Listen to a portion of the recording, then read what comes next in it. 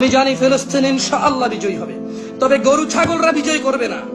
গরু ছাগলরা বিজয় করবে না, বেনামাজি সম্প্রদায় বিজয় করবে না, কোরআন তেলাওয়াত করতে জানে না এমন সম্প্রদায়টাকে বিজয় করবে না।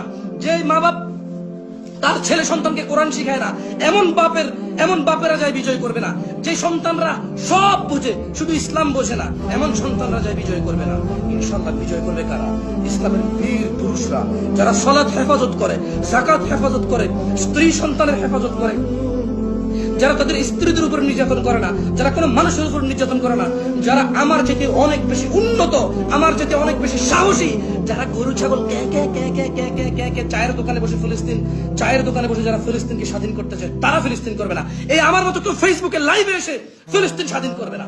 যারা ফিলিস্তিন স্বাধীন করবে তারা ভিন্ন লেভেলের মানুষ হবে। যারা ফিলিস্তিন স্বাধীন করবে they are the real Muslim, they are the real fighter. তারা হবে অন্যায়ের বিরুদ্ধে সত্য মুজাহিদ। আমার মতো গরু ছাগল করবে না।